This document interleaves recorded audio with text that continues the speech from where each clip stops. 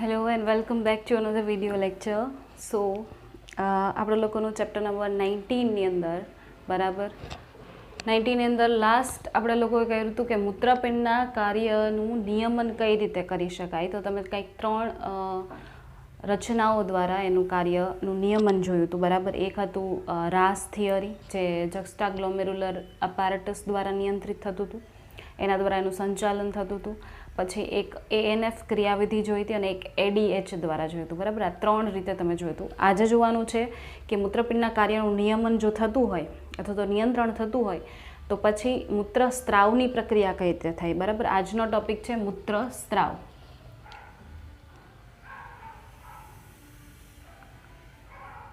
મૂત્ર સ્ત્રાવ.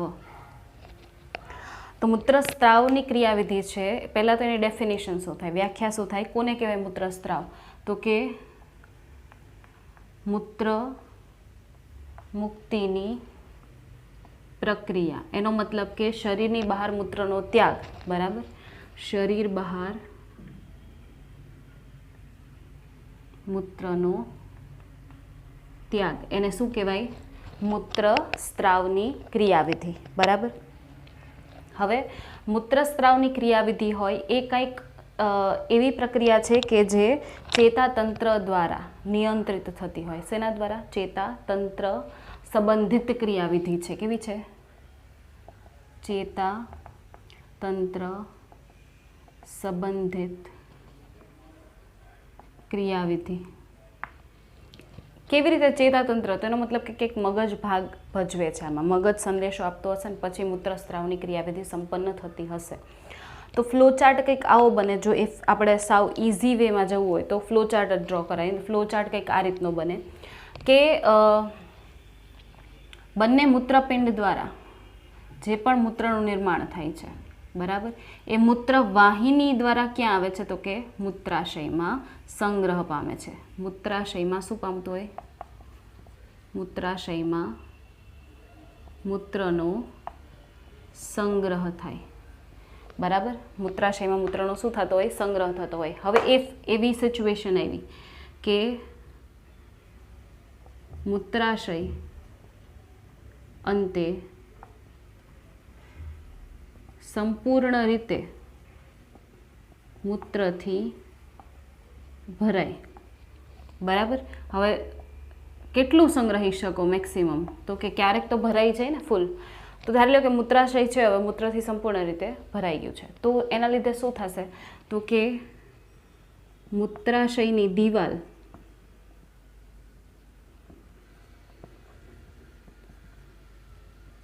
તાણ અનુભવે અને એના લીધે મૂત્રાશયની દિવાલમાં આવેલ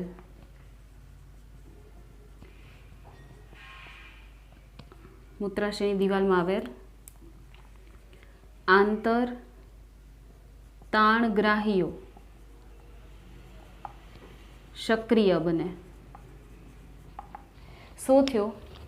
મૂત્રાશયની કોથળી છે એ ફૂલ મૂત્રથી ભરાઈ ગઈ. પછી શું થયું? તો કે આ દિવાલ છે બરાબર. હવે મૂત્ર છે આમાં સમાતું ના હોય તો શું કરે? ઓબ્વિયસલી એ મૂત્ર આ દિવાલો ઉપર આમ દબાણ પ્રેરે. એના લીધે મૂત્રાશયની દિવાલ શું થાય? સેજ તાણ અનુભવે કે આટલું બધું મૂત્ર છે એ ફિલઅપ થઈ ગયું છે અંદર. એના લીધે શું થશે?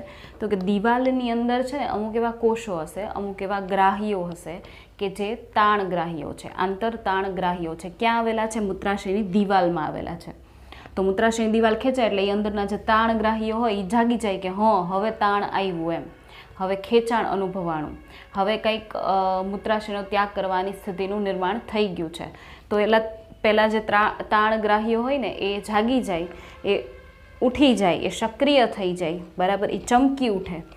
અને એ શું કરે? તો કે એ જે સક્રિય બની અને એ શું કરે? તો કે સંદેશો અથવા તો શું કહી શકાય? ઉત્તેજના અથવા તો ઉર્મી વેગ ક્યાં મોકલે?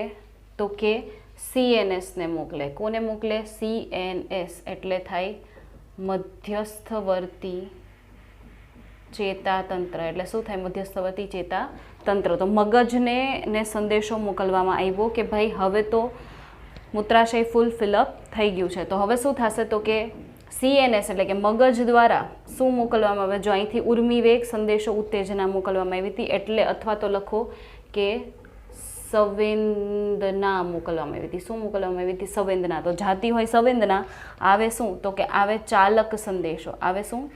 ચાલક સંદેશો. બરાબર, એટલે કે પ્રતિચાર આવે. શું આવે? પ્રતિચાર. તો મધ્યસ્થવર્તી ચેતાતંત્ર એક ટાઈપનો ચાલક સંદેશો મોકલે વિચારીને કે હા આવું કરવું જોઈએ. તો એવો ચાલક સંદેશો એણે મોકલો. કોને? તો કે એણે ચાલક સંદેશો મોકલો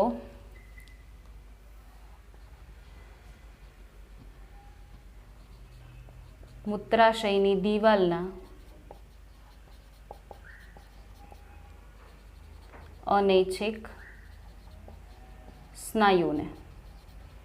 જો સંદેશો ગયો તો ક્યાંથી? મૂત્રાશયની દિવાલમાં આવેલા તાણગ્રાહીઓમાંથી સંદેશો ગયો તો.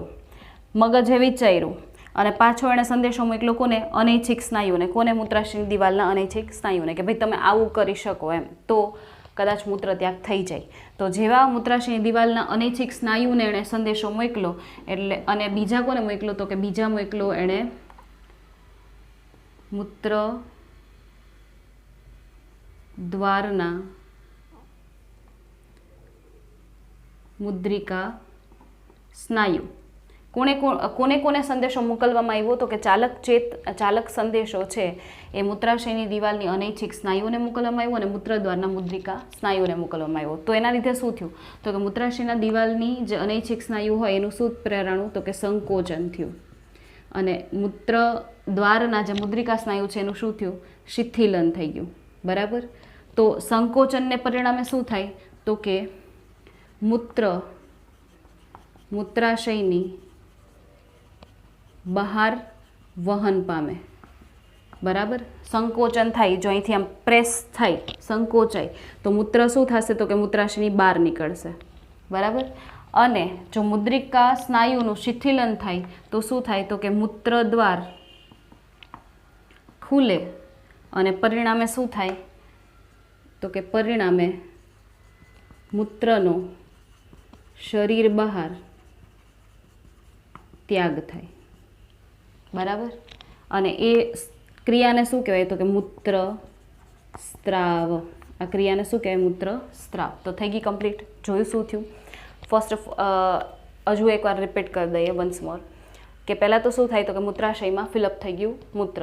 હવે સંપૂર્ણ ભરાઈ ગયું તો એના લીધે શું થયું તો કે મૂત્રાશયની દિવાલ છે એમાં ખેંચાણ અનુભવાણું, તાણ અનુભવાણું. એના લીધે શું થયું તો કે એની દિવાલમાં આવેલા તાણગ્રાહીઓ જાગી ગયા અને એણે સંદેશો મોકલો કે ઓહો મૂત્રાશય ભરાઈ ગયું, ભરાઈ ગયું, ભરાઈ ગયું. એવો સંદેશો એણે કોને મોકલો?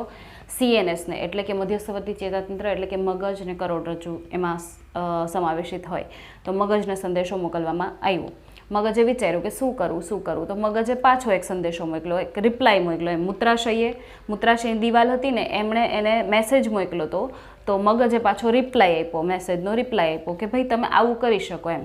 તો એના રિપ્લાયનું નામ શું હતું? રિપ્લાયનું નામ હતું ચાલક સંદેશો. અને એણે કોને રિપ્લાય આપ્યો તો કે એણે રિપ્લાય આપ્યો મૂત્રાશયની દિવાલના અનૈચ્છિક સ્નાયુ, કારણ કે જેને કામ કરવાનું છે એને જ રિપ્લાય આપે ને. તો અનૈચ્છિક સ્નાયુઓ હતા એને આપ્યો એણે સંદેશો રિપ્લાય. અને બીજા કોને આપ્યો તો કે મૂત્રદ્વાર છે એના મુદ્રિકા સ્નાયુ. અહીંયા યાદ હોય તો મેં કીધું હતું કે બે મુદ્રિકા સ્નાયુ હોય, આંતરિક અને બાહ્ય. બરાબર. આંતરિક અને બાહ્ય. આંતરિક હોય એ આપણા કંટ્રોલમાં ના હોય, પણ બાહ્ય મૂત્રદ્વાર ઓપન કરવું કે બંધ રાખવો એ આપણા કંટ્રોલમાં હોય, એટલે જ આપણે મૂત્ર ત્યાગની ક્રિયા ઉપર કંટ્રોલ રાખી શકીએ છીએ. Right.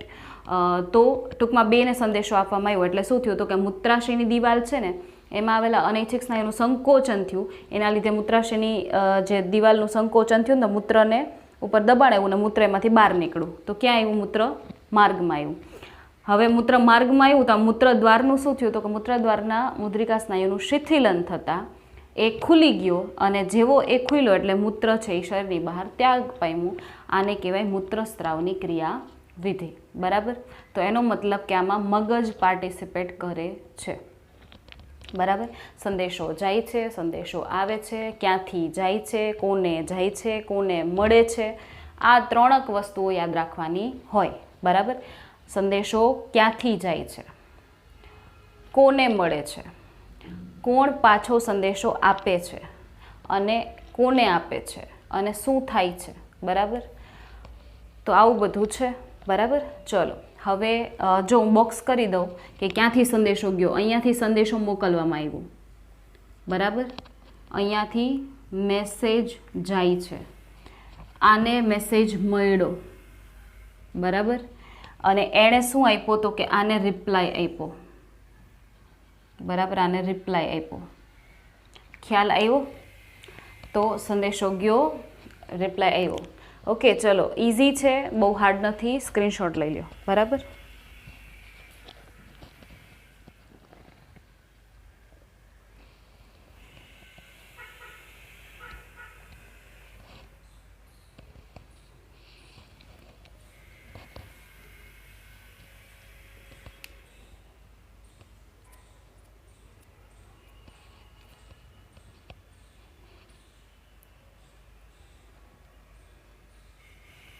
Okay, so move on two next. હવે કરવાનું છે આપણે આ જે મૂત્રસ્ત્રાવ હતો, બરાબર. ઓબ્વિયસલી મૂત્ર નિર્માણ છે એ મૂત્રપિંડ દ્વારા થયું હોય, રાઈટ.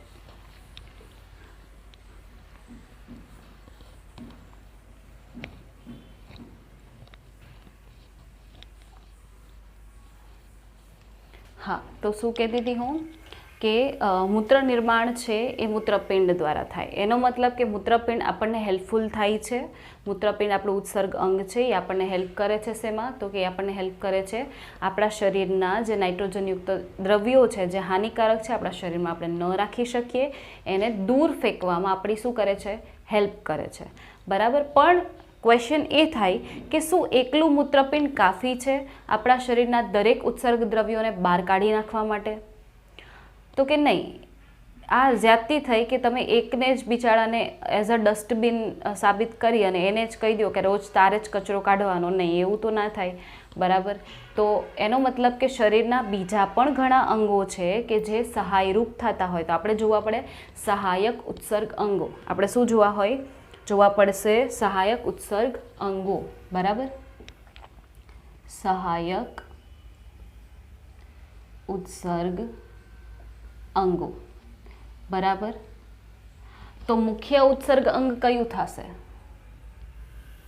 મુખ્ય ઉત્સર્ગ અંગ કયું થશે? તો કે મુખ્ય ઉત્સર્ગ અંગમાં આવશે કોણ? તો કે મુખ્ય ઉત્સર્ગ અંગમાં આવશે મૂત્રપિંડ. તો સહાયક ઉત્સર્ગ અંગોમાં કોણ કોણ આવશે? તો કે સહાયક ઉત્સર્ગ અંગોની અંદર આવશે, ચાર્ટના ડ્રો કરીએ ત્યાં સુધી તો ચેન ના પડે આપણને, બરાબર. તો સહાયકમાં કોણ આવશે? તો કે પહેલું વહેલું સહાયકમાં આવશે ફેફસા.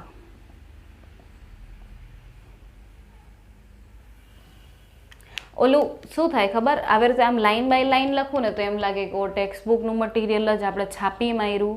જો કે ટેક્સ્ટ બુકનું મટીરિયલ તો આપણે નથી જ છાપતા, બરાબર. આપણે તો બધું એક્સ્ટ્રા અને ટેક્સ્ટ બુકને બધું મિક્સમાં જ ચાલતું હોય.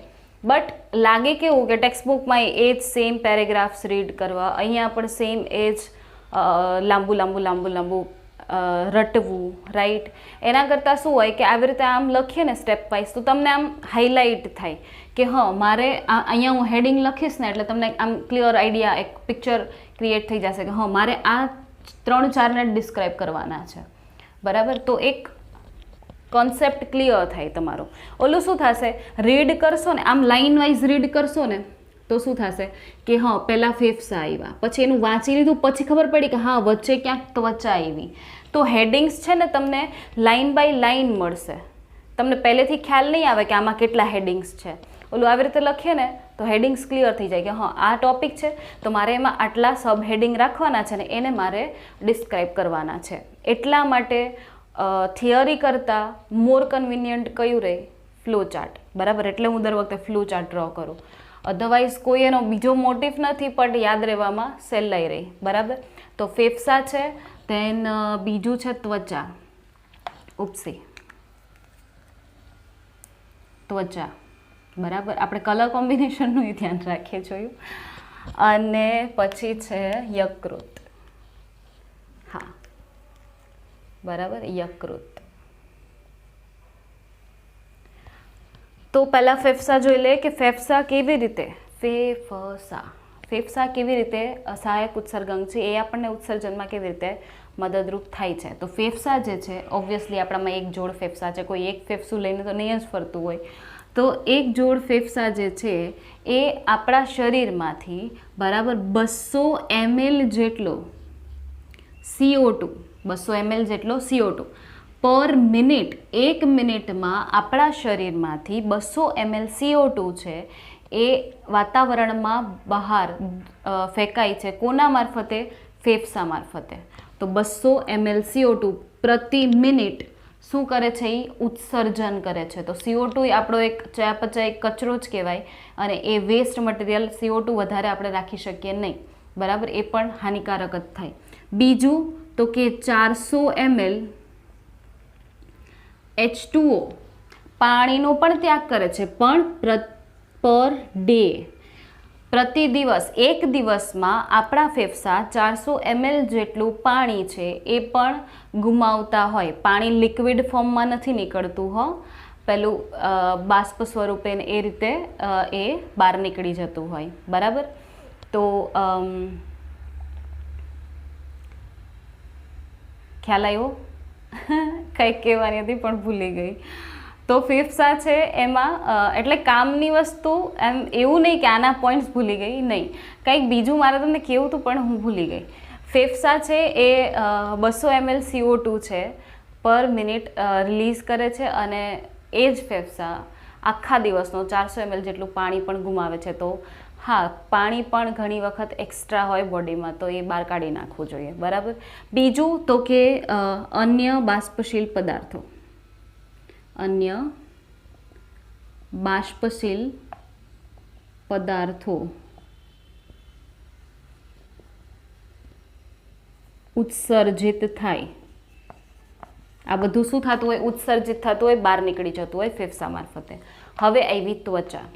તો ત્વચા જે છે, બરાબર, ત્વચા આપણી, એની અંદર 2 ગ્રંથિઓ આવેલી છે. ત્વચામાં શું આવેલી છે? 2 ગ્રંથિઓ. પહેલી ગ્રંથિ છે પ્રસ્વેદ ગ્રંથિ અને બીજી ગ્રંથિ છે સ્નિગ્ધ ગ્રંથિ, એટલે કે તેલ ગ્રંથિ. સ્નિગ્ધ ગ્રંથિ એટલે કે તેલ ગ્રંથિ, બરાબર.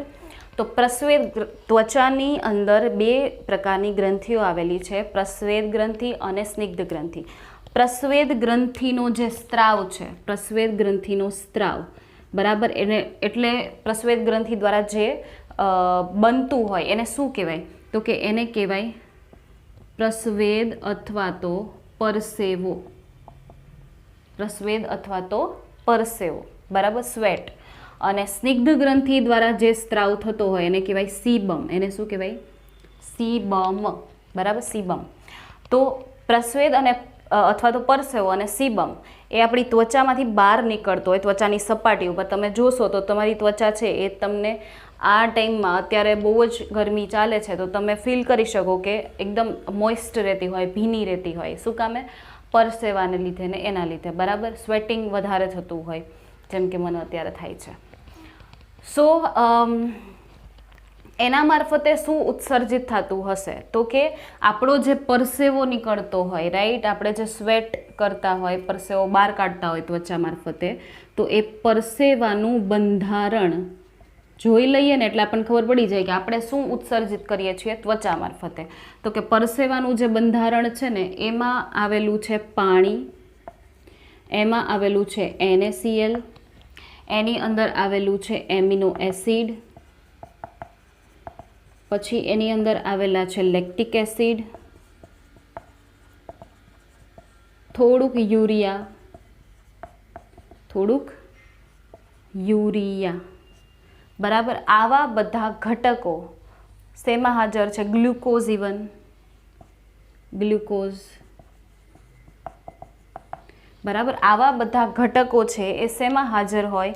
આપણા પરસેવામાં. આપણો પરસેવો હોય ને એમાં મેક્સિમમ પાણી હોય, મોટા ભાગનું પાણી હોય. NaCl હોય, એમિનો એસિડ છે, લેક્ટિક એસિડ છે, યુરિયા છે, ગ્લુકોઝ છે, એ આપણા પરસેવા મારફતે શરીરની બહાર નીકળી જતું હોય તો એ આ બધા ઉત્સર્ગ દ્રવ્યો છે. આ બધા શું છે? ઉત્સર્ગ દ્રવ્યો. હવે તમને એમ લાગે કે પાણી ક્યાં નકામું છે? ભાઈ પાણી તો બહુ કામનું છે. અરે મારા વાલાઓ, આ બધું જે ઉત્સર્ગ દ્રવ્યો છે ને કે જે નથી જોતું એને નિકાલ કરવા માટે પાણી નામનું માધ્યમ જોઈએ. પાણી નામનું માધ્યમ જોઈએ તો નિકાલ પામે. એટલે આપણે પાણી તો કમ્પલસરી ગુમાવવું જ પડે, બરાબર. પાણી ન ગુમાવીએ ને તો આ બધું પણ બહાર નહીં નીકળે. ખ્યાલ આવ્યો? તો એટલે પાણી એઝ અ માધ્યમ જોઈએ છે. ઇવન ઘણા તો દરિયાઈ પ્રાણીઓ એવા હોય કે જે પોતાની ત્વચાની સપાટી ઉપરથી પોતાના ઉત્સર્ગ દ્રવ્યો હોય એ સપાટી દ્વારા બહાર ફેંકતા હોય. ખ્યાલ આવ્યો? આપણે જેમ આ પ્રસ્વેદ ગ્રંથિ દ્વારા, આપણે જેમ ત્વચા દ્વારા ગ્રંથિઓ છે એના દ્વારા ફેંકીએ ને એમ ઘણા પ્રાણીઓમાં એવું પણ હોય કે જે ત્વચા દ્વારા પણ ઉત્સર્જન કરતા હોય, માત્ર ત્વચા દ્વારા હો. પછી છે સ્નિગ્ધ ગ્રંથિ. તો એનો મતલબ કે આ બધો કચરો છે એ પરસેવા મારફતે નીકળી જાય છે, તો ત્વચા એમાં હેલ્પફુલ થાય છે. હવે એવી સ્નિગ્ધ ગ્રંથિ તો એ સીબમનો સ્ત્રાવ કરે. તો સીબમનું બંધારણ જોઈએ કે સીબમના બંધારણમાં શું છે, બરાબર. તો સીબમના બંધારણમાં છે મીણ, કોલેસ્ટેરોલ,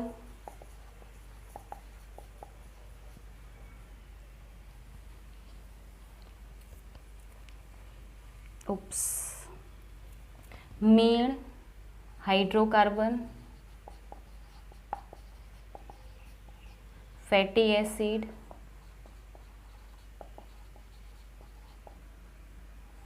સ્ટીરોલ્સ વગેરે, બરાબર. મીણ, હાઇડ્રોકાર્બન, ફેટી એસિડ, સ્ટીરોલ્સ વગેરે આવું બધું જે ઘટકો છે એ આપણા શેમાં હોય? સીબમમાં હોય, બરાબર. આપણા ત્વચા ઉપર આ જે નીકળતું હોય પરસેવો નીકળે પ્લસ સીબમ પણ નીકળતું હોય તો આવા બધા ઘટકો હોય. હવે તમે મીણ હોય તો કેવું હોય? સ્ટીકી સ્ટીકી હોય, બરાબર. ફેટી એસિડ એક પ્રકારનું લિપિડ છે તો એ કેવું હોય? Sticky sticky. તેલ હંમેશા કેવું હોય? સ્ટીકી હોય કે નહીં? તો આવું બધું શું કામ નીકળે છે ભાઈ? એક તો જો નકામા દ્રવ્યો છે એ બહાર નીકળી જાય, કામનું છે, પણ ત્વચા મારફતે જ કેમ? તો એનું કંઈક કાર્ય પણ છે. તો અહીંયા કાર્ય લખું કે પરસેવો છે ને એ શું કરે? તો કે ત્વચાની સપાટી પર શીતળતા પ્રેરે. ત્વચાની સપાટી પર શું પ્રેરે છે? શીતળતા પ્રેરે, બરાબર. ઠંડક પ્રેરી દે. તો એક આ કુલિંગ ઇફેક્ટ કરવાનું કામ છે એનું. અને સીબમનું કામ શું છે ખબર? સીબમનું કાર્ય છે કે ભાઈ એ ત્વચાને મુલાયમ એટલે કે નરમી આપે, બરાબર. આપણી જે રોમમય ત્વચા છે, બરાબર, તો એને કેવી બનાવી રાખે? મુલાયમ રાખે, સોફ્ટ રાખે. બાકી તો પાણા જેવી થઈ જાય, પથ્થર જેવી, અડવી એ ના ગમે કે આ શું અડી લીધું, બરાબર. તો મુલાયમ રાખવાનું કામ કોનું છે? સ્નિગ્ધ ગ્રંથિનું. ચલો મૂવ ઓન ટુ નેક્સ્ટ. યકૃત. તો યકૃત છે એ શેનું ઉત્સર્જન કરે? તો કે યકૃત છે, બરાબર, એ એના દ્વારા સ્ટીરોઇડલ અંતઃસ્ત્રાવો, સ્ટીરોઇડલ, હું હાથેથી જ ભૂસીશ ને પછી હાથને આમ આમ કર્યા રાખીશ. વિઘટિત, ખબર નહીં ડસ્ટર લેતા શું હાલ આવે છે મને. વિઘટિત સ્ટીરોઇડલ અંતઃસ્ત્રાવો, કેટલાક વિટામિન,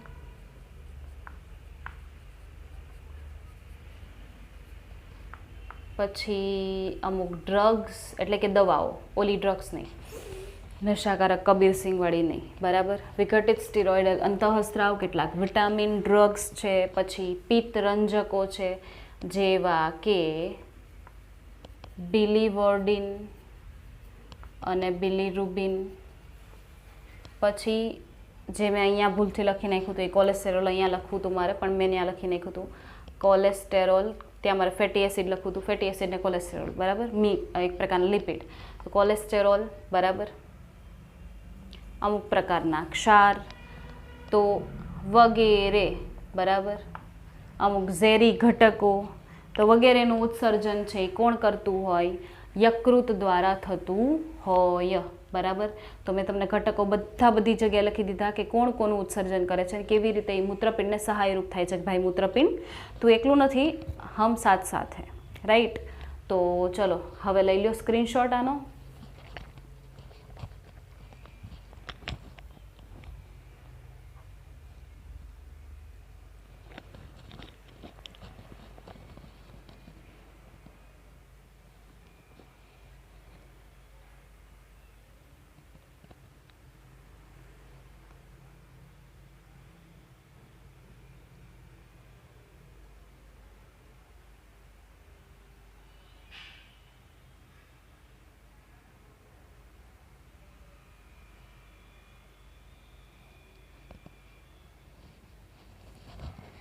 ઓકે,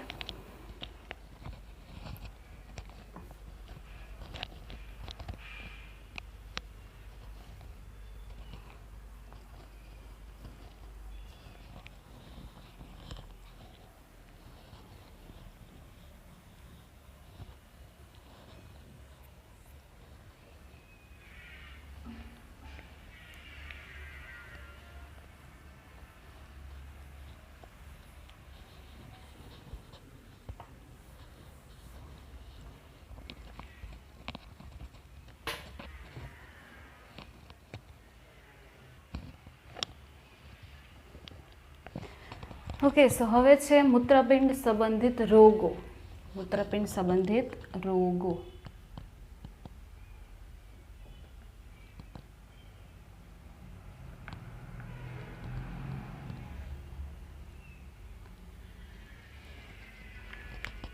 બરાબર, મૂત્રપિંડ સંબંધિત રોગો છે.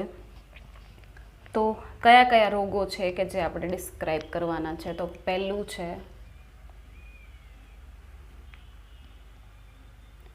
યુરેમિયા, બીજું છે મૂત્રપિંડની નિષ્ફળતા, ત્રીજું છે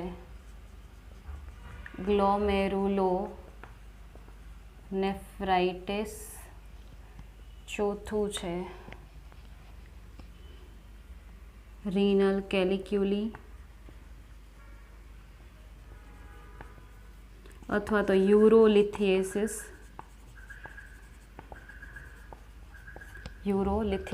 just a minute, ink fill up કરી લો.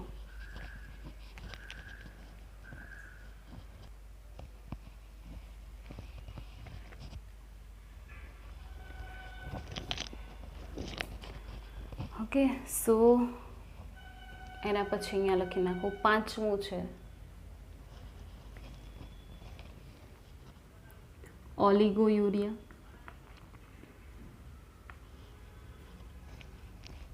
છઠ્ઠું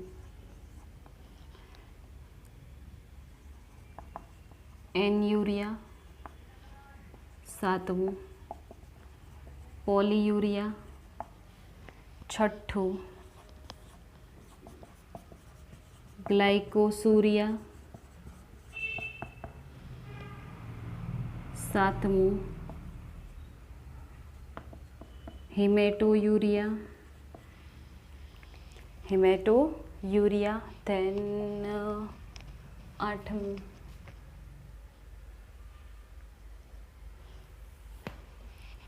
ચાર ત્રણ બે ધેન છે ડિસયુરિયા, બરાબર, ડાયુરેસિસ,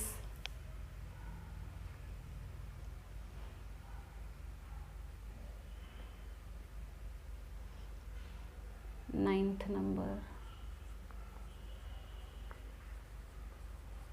ડિસયુરિયા, 10th number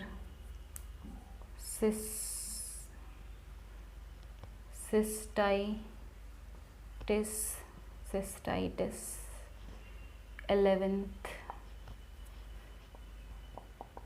પ્રોટીનયુરિયા, 12th ketonuria, 13 albuminuria, and 14 haemoglobinuria. ચલો ડન. ડન એટલે હજુ આને ડિસ્ક્રાઇબ કરશું ને આપણે, બરાબર. કયા છે? યુરેમિયા. ફર્સ્ટ કયું છે? યુરેમિયા છે, બરાબર. તો યુરેમિયા કોને કહેવાય? તો કે ઇફ રુધિરમાં યુરિયાનું પ્રમાણ કેવું થઈ જાય? વધી જાય. ઇફ રુધિરમાં યુરિયાનું પ્રમાણ વધી જાય તો હવે યુરિયા તો કોણ ઉત્સર્જિત કરતું હોય? તો કે યુરિયા ઉત્સર્જિત કરવાવાળું હોય મૂત્રપિંડ. તો મૂત્રપિંડ એનો મતલબ કે પોતાના કાર્ય કરવામાં નિષ્ફળ જાય છે, એટલા માટે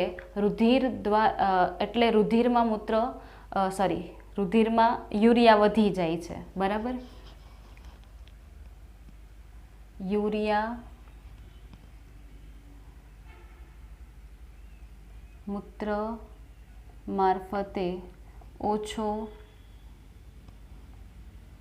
ઉત્સર્જિત થાય, મૂત્રપિંડ નિષ્ફળ જવાના લીધે આવું થઈ શકે. મૂત્રપિંડ નિષ્ફળ થવાના લીધે આવું થઈ શકે, બરાબર. કે મૂત્રપિંડ પોતાનું પ્રોપર કાર્ય નથી કરતો, એ રુધિરમાંથી કાઢીને યુરિયા મૂત્ર મારફતે બહાર ફેંકતો નથી. હવે એવું મૂત્રપિંડની નિષ્ફળતા. તો મૂત્રપિંડની નિષ્ફળતા છે એમાં શું કરવાનું છે? તો મૂત્રપિંડની નિષ્ફળતા જે છે, બરાબર, તો કે એન યુરિયા, ઓલિગો યુરિયા ના લીધે અથવા તો એન યુરિયા, ઓલિગો યુરિયાના લીધે અથવા તો યુરિયા કે ક્રિએટિનિન વધી જવાના લીધે. મૂત્રપિંડ શું કામ નિષ્ફળ ગયું? મૂત્રપિંડ ફેલ થયું, કિડની ફેલ થઈ ગઈ. શું કામે? એન યુરિયા એટલે શું થાય? તો એન યુરિયા જો અહીંયા છે, બરાબર. એન યુરિયા અહીંયા છે, તો એન યુરિયા એટલે શું થાય? તો કે મૂત્ર નિર્માણ જ નથી પામતું. એનો મતલબ કે મૂત્રપિંડ કંઈ કામ જ નથી કરતું. ઓલિગો યુરિયા ઓછું મૂત્ર નિર્માણ પામે છે, તો એના લીધે અથવા તો યુરિયા શરીરમાં વધી ગયો, ક્રિએટિનિન છે, આ બધી ચયાપચય નિપજો છે, ચયાપચયની પ્રક્રિયા થાય ને કોષોમાં, એના લીધે આવા નકામા દ્રવ્યો ઉત્પન્ન થતા હોય તો એ વધી જાય ને, એના લીધે પણ મૂત્રપિંડ કેવું થઈ જાય? ફેલ થઈ જાય કે ભાઈ હવે મારાથી કામ નહીં થાય, આટલો કચરો નહીં, મારાથી તો એ કચરો નહીં જ બહાર નીકળે, તો મૂત્રપિંડ કામ કરવાનું બંધ કરી દે. પછી છે ગ્લોમેરુલોનેફ્રાઇટિસ. તો ગ્લોમેરુલોનેફ્રાઇટિસ શું કામે થાય? તો કે ચેપ લાગવાના લીધે, બરાબર. આધાર કલાને ચેપ લાગતા રુધિર કેશિકા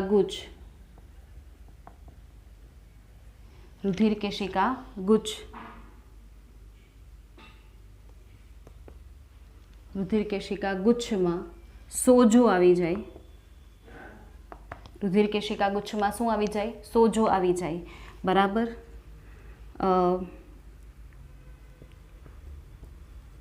તકલીફ વધતા મૃત્યુ પામે.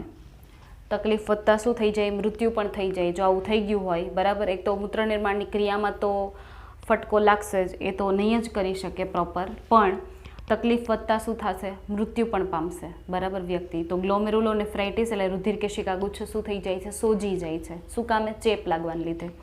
નેક્સ્ટ છે રિનલ કેલિક્યુલી. આ તમે બધા વાકેફ છો આનાથી. રિનલ કેલિક્યુલી એટલે થશે પથરી. શું થાય? પથરી એટલે કે કિડની સ્ટોન. આ સ્ટોન છે, આ પથ્થર છે, એ શેના લીધે બન્યો? તો કે કારણ કેલ્શિયમ ફોસ્ફેટ,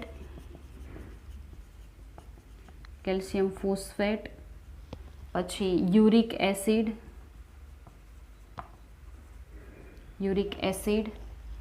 કે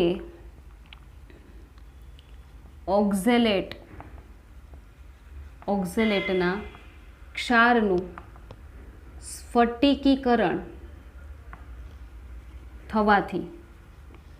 આ બધા ક્ષાર હતા ને, એણે શું કરી નાખ્યું? એણે સ્ફટિક બનાવી દીધો. સ્ફટિક મીન્સ ક્રિસ્ટલ બનાવી દીધો.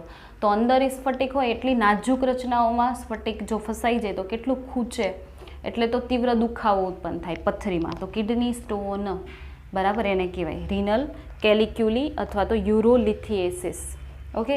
નેક્સ્ટ છે ઓલિગો યુરિયા. તો તમારે છે ને અમુક આંકડાઓ યાદ રાખવાના છે, બરાબર. આ ચારને કમ્બાઈનમાં યાદ રાખવાના છે, આ ચાર કમ્બાઈનમાં, બરાબર. એના પછી આ ત્રણ કમ્બાઈનમાં. એટલે ટૂંકમાં તમારે છે ને વર્ડ્સ કમ્પેર કરવા માટે કહું છું, વર્ડ્સ ખાલી કમ્પેર કરવા માટે. આ ત્રણ ઓલિગો યુરિયા. ઓલિગો મીન્સ થાય, હું બે વાર ઓલિગો એમ બોલી. ઓલિગો યુરિયા એટલે શું થાય? તો ઓલિગો એટલે ઓછું, તો એનો મતલબ કે મૂત્ર નિર્માણ, બરાબર, મૂત્ર નિર્માણ કેવું થાય? ઓછું થાય. મૂત્ર નિર્માણ કેવું થાય? ઓછું થાય. અહીંયા એન યુરિયામાં તો કે મૂત્ર નિર્માણ કેવું થાય? સ્ટોપ થઈ જાય. એનો મતલબ કે મૂત્ર નિર્માણ જ નથી પામતું. પોલી યુરિયામાં, પોલી મીન્સ ઘણું બધું, તો મૂત્ર નિર્માણ શું થઈ જાય? વધી જાય. પોલી યુરિયામાં મૂત્ર નિર્માણ શું થઈ જાય? વધી જાય. શું કામ વધ્યું હશે મૂત્ર નિર્માણ? મૂત્ર નિર્માણ શું કામે વધ્યું હશે? તો કે એનું કારણ લખ્યા અહીંયા આગળ, સોરી, એનું કારણ લખીએ કે ભાઈ એડીએચનો ઓછો સ્ત્રાવ, પાણીના પુનઃશોષણ ને અવરોધે, પરિણામે વધુ તરસ લાગે અને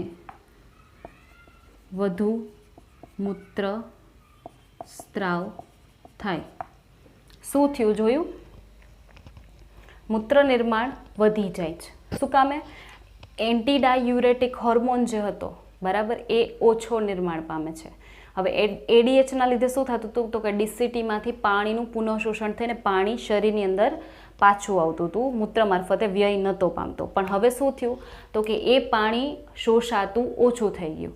એના લીધે શું થશે? તો કે મોસ્ટ ઓફ શરીરનું જે પાણી છે એ મૂત્ર મારફતે બહાર નીકળી જશે. તો હવે મૂત્ર મારફતે જો શરીરમાંથી પાણી બહાર નીકળી જાય તો પાણીની શરીરમાં શું વર્તાય? ઘટ, અછત. તો પાણીની જો અછત વર્તાય તો એના લીધે શું થાય? તો કે આપણને તરસ વધારે લાગે, અને જેટલું આપણે મેક્સિમમ પાણી પીએ એટલી વખત મૂત્ર નિર્માણ થયા રાખે, બરાબર ને, મૂત્ર સ્ત્રાવ વધી જાય. તો આ જે પરિસ્થિતિનું નિર્માણ થયું, આ જે પરિસ્થિતિનું નિર્માણ થયું છે એને કઈ પરિસ્થિતિ કહેવાય? તો કે ડાયાબિટીસ ઇન્સિપિડસ. આ લક્ષણ શેમાં જોવા મળે? ડાયાબિટીસ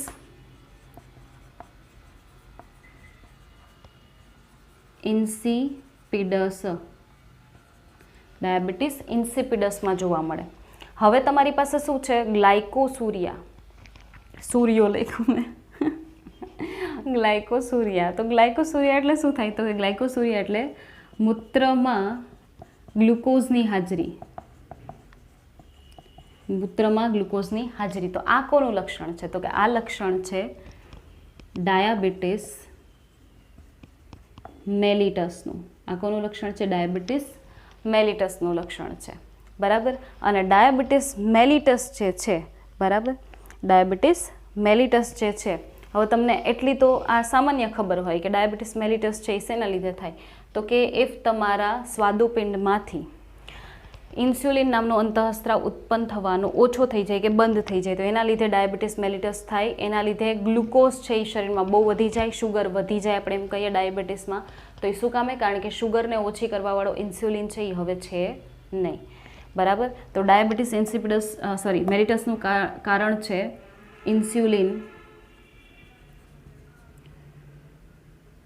ઇન્સ્યુલિનનું ઓછું થવું અથવા તો બંધ થઈ જવું સંપૂર્ણ રીતે.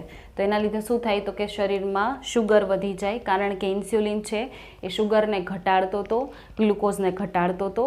તો હવે એ ઇન્સ્યુલિન નથી અથવા તો ઓછો છે, એના લીધે અંદર શુગર વધી જશે અને એ રુધિરમાં એટલી બધી વધી જાય કે રુધિર ગળાતું હોય અને મૂત્ર બનતું હોય તો એ મૂત્રમાં પણ તમને મળશે. એટલા માટે તો ડાયાબિટીસનો ટેસ્ટ કરવામાં આવે તો યુરિન ટેસ્ટ કરવામાં આવે કે ભાઈ ગ્લુકોઝની હાજરી છે કે નહીં.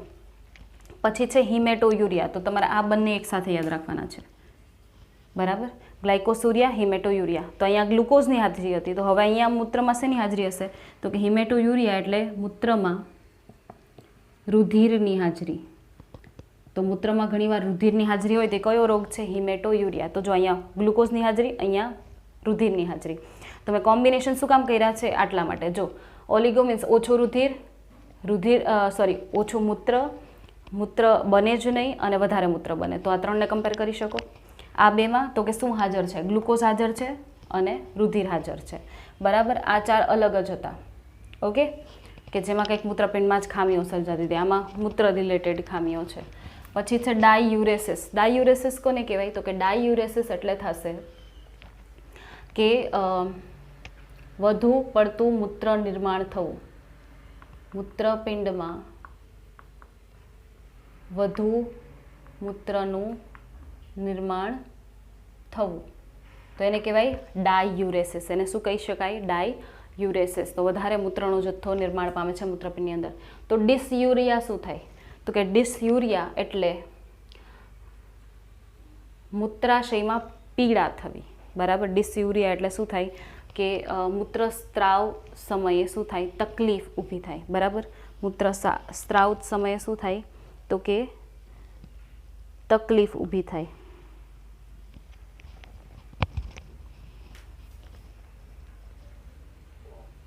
મૂત્રસ્ત્રાવ સમયે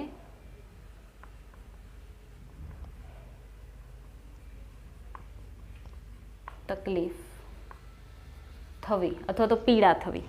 હવે સિસ્ટાઇસિસ શું છે? તો કે મૂત્રાશયમાં ચેપ લાગવો. મૂત્રાશયમાં ચેપ લાગવો, તો એને કહેવાય સિસ્ટાઇસિસ. તો તમારે આ 3 એકસાથે યાદ રાખવાના છે. બરાબર. કે ભાઈ મૂત્રપિંડમાં વધુ મૂત્ર નિર્માણ, મૂત્રસ્ત્રાવમાં તકલીફ અને મૂત્રાશયમાં ચેપ લાગવો. બરાબર. હવે શું છે? તો કે હવે આટલાને એકસાથે યાદ રાખવાના છે. તમારે વર્ડ્સ યાદ રાખવાના છે, કોનું શું થાય છે. તમે રટ્ટો ન મારો તો કંઈ નહીં. આમ ક્યાંક આમ વાંચતા વાંચતા આવે કે એન્યુરિયા, હા તો તમને યાદ હોવું એન્યુરિયા એટલે તો મૂત્રનું નિર્માણ ન થવું એમ. બરાબર. તો પ્રોટીન યુરિયા, પ્રોટીન યુરિયા એટલે નામમાં જ છે જો કે મૂત્રમાં પ્રોટીનની હાજરી, મૂત્રમાં પ્રોટીનની હાજરી. બરાબર. એને કહેવાય પ્રોટીન યુરિયા. પછી છે કીટોન યુરિયા. તો મૂત્રમાં કીટોનની હાજરી, મૂત્રમાં કીટોનની હાજરી, તો એને કીટોન યુરિયા કહેવાય. Albumin urea. તો મૂત્રમાં આલ્બ્યુમિનની હાજરી. બરાબર.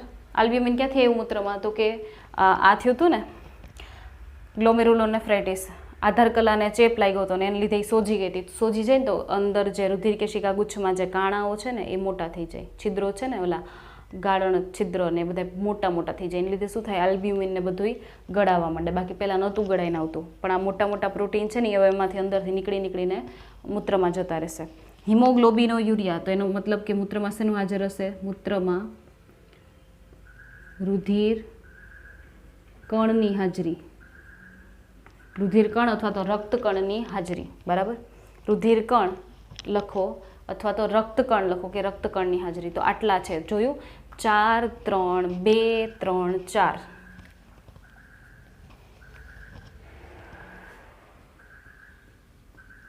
4 3 2 2 3 4 થઈ ગયા. તો કયા કયા રોગો આવ્યા એકવાર રિપીટ કરી લઈએ. 4ના આંકડામાં કયા છે? એક તો છે યુરેમિયા. બરાબર. પછી છે બીજો તો કે નિષ્ફળ જવું કિડનીનું. ત્રીજું ગ્લોમેરુલોનેફ્રાઇટિસ. અને ચોથું છે શું? રિનલ કેલિક્યુલી. પછી આવ્યા આ 3. બરાબર. તો 3 અહીંયા છે ઓલિગોયુરિયા, એન યુરિયા અને પોલીયુરિયા. પછી આવ્યા 2 ગ્લાયકોસુરિયા અને હેમેટોયુરિયા. પછી આવ્યા પાછા 3 ડાયુરેસિસ, ડિસયુરિયા અને સિસ્ટાઇટિસ. બરાબર. પછી આવ્યા 4 પ્રોટીન યુરિયા, આલ્બ્યુમિનો યુરિયા, કેટોન યુરિયા અને હિમોગ્લોબિનો યુરિયા. બરાબર.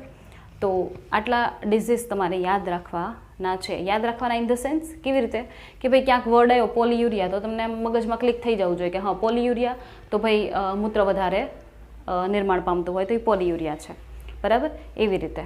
તો ચલો સ્ક્રીનશોટ લઈ લો. પછી આ જે નિષ્ફળતા છે ને એના વિશે મારે થોડુંક કહેવું છે. બરાબર. નિષ્ફળતા વિશે મારે તમને કહેવું છે થોડુંક, તો એ પછી કહું હું તમને.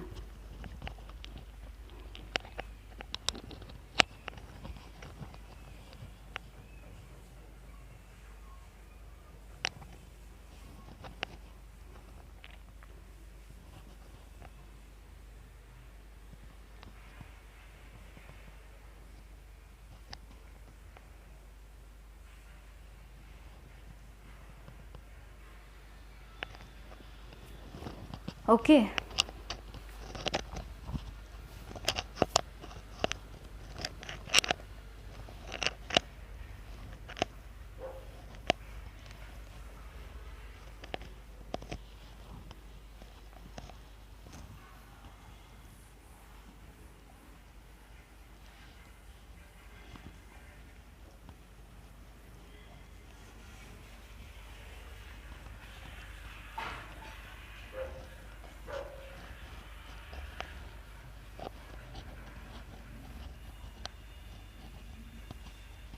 ઓકે, તો શું કહેતી હતી હું? મૂત્ર પિંડ ફેલ થઈ જાય, કિડની ફેલ થઈ જાય તો એનું કહેતી હતી મૂત્રપિંડની નિષ્ફળતા. તો જો મૂત્રપિંડ નિષ્ફળ જાય એનો મતલબ કે શરીરમાં મૂત્ર બનવાનું બંધ થઈ જશે. એનો મતલબ કે મૂત્રપિંડ દ્વારા જો મૂત્ર ન બને તો શરીરની અંદર જ કચરો રહી જાય. શરીરની અંદર જે નાઇટ્રોજનસ વેસ્ટ છે એ અંદર જ રહી જાય, તો આપણને હાનિકારક અસરો થાય. તો શું કરવું એના માટે થઈને? બરાબર, તો એના માટે થઈને ઉપાય 2 ઉપાય છે તમારી પાસે. પહેલો ઉપાય છે કે મૂત્રપિંડ પ્રત્યારોપણ, જેને કહેવાય કિડની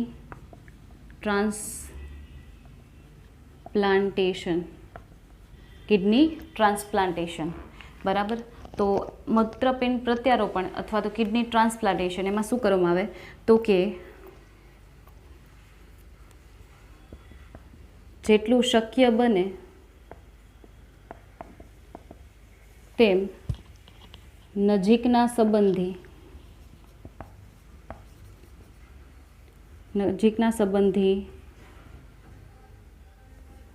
જ મૂત્રપિંડ પ્રત્યારોપિત કરવામાં આવે, જેથી રોગ પ્રતિકારક તંત્ર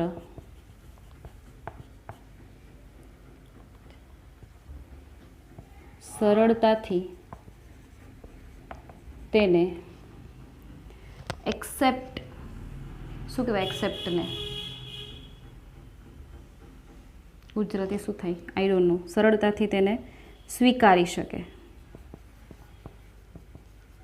જો તો કિડની ટ્રાન્સપ્લાન્ટેશનમાં શું થાય કે ઇફ તમારી કિડની ફેલ્યોર થઈ ગઈ, નહીં તમારી નથી કરવી, ઇફ કિડની ફેલ થઈ ગઈ, બરાબર, તો એક ઓપ્શન શું છે કે કિડની ટ્રાન્સપ્લાન્ટેશન કરી શકો, મૂત્રપિંડનું પ્રત્યારોપણ કરી શકો. તો જો પ્રત્યારોપણ કરવામાં શું કરવાનું કે હા, ધારો તો તમે કોઈ પણની કિડની લઈ શકો, બરાબર, કે જે તમને આપવા માટે તૈયાર થાય, તો તમે લઈ શકો અને શરીરમાં એને ટ્રાન્સપ્લાન્ટ કરી શકો. તમારી જે નિષ્ફળ થયેલી છે એ કાઢી અને બીજી જે કાર્યરત છે એ શરીરમાં એડ કરવામાં આવે. પણ પ્રોબ્લેમ એ થાય કે આમ તો તમે જે શરીર કોઈ બીજાનું લીધું, બરાબર, બીજાનું તમે પેશી લીધી, બીજાનું તમે અંગ લીધું, તો એ તમારું પોતાનું નથી, રાઈટ? તો એનો મતલબ શું થશે કે બહારનું જે મટીરિયલ લીધેલું હોય એ શરીર માટે એક એન્ટીજન જેવું જ સાબિત થાય. અને એની સામે શું થાય તો કે શરીરને એવું લાગે, શરીરના જે રોગપ્રતિકારક તંત્ર છે એને એવું લાગે કે ભાઈ કંઈક બહારનું દ્રવ્ય શરીરની અંદર શું થઈ ગયું છે? પ્રવેશી ગયું છે.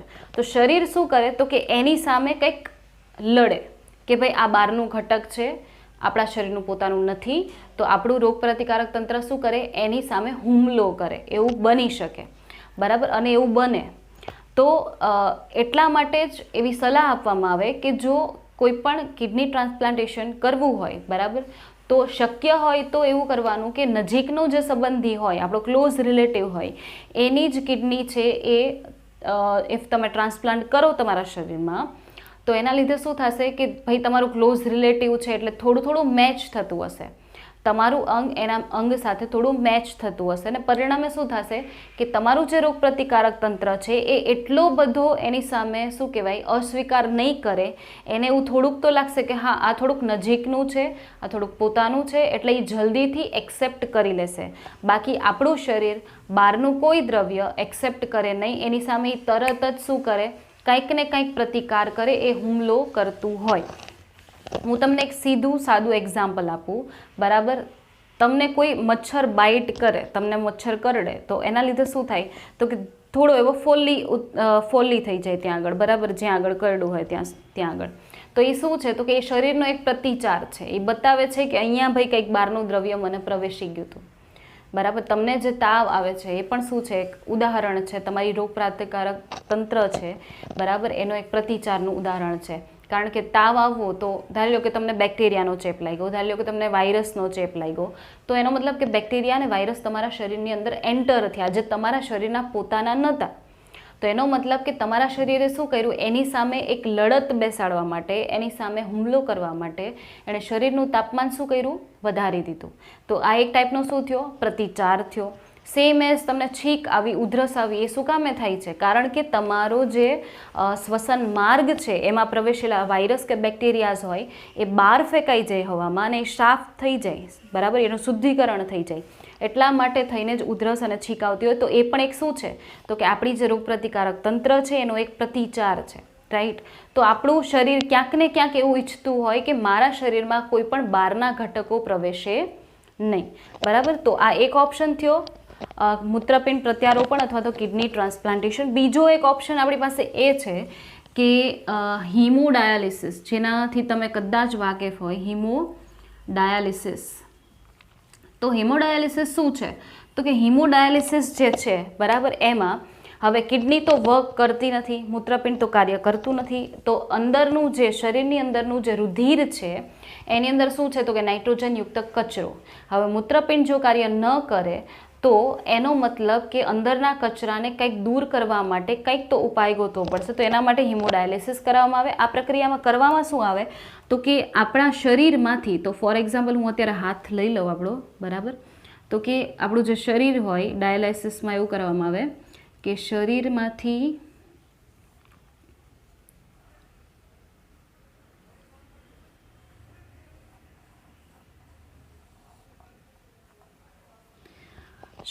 શું કરવામાં આવે, તો કે રુધિર છે એને બહાર કાઢવામાં આવે. શરીરમાંથી રુધિરને શું કરવામાં આવે, બહાર કાઢવામાં આવે. તો ફોર એક્ઝામ્પલ હું એમ કહું કે અહીંયાથી મેં શરીરમાંથી રુધિરને બહાર કાઢ્યું એક પાઇપલાઇન થ્રુ, અને એ જે નાની એવી નલિકા છે એનું નામ છે સેલોફેન ટ્યુબ. એનું નામ શું છે, સેલોફેન ટ્યુબ. તો ધારી લ્યો કે શરીર છે આપણું, એમાંથી મેં ધમની મારફતે રુધિર બહાર કાઢ્યું.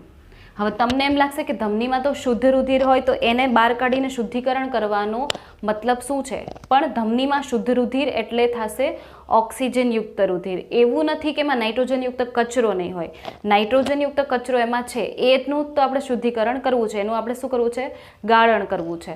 તો ધમની જે છે એ ઓબ્વિયસલી શરીરના વિવિધ અંગોને રુધિર આપવા જતી હોય, તો એ જ ધમની મૂત્રપિંડને પણ રુધિર આપવા જતી હોય, કારણ કે એ ધમનીને શું કરવું છે, તો કે રુધિરની અંદર રહેલો નાઇટ્રોજનયુક્ત કચરો દૂર કરવો છે.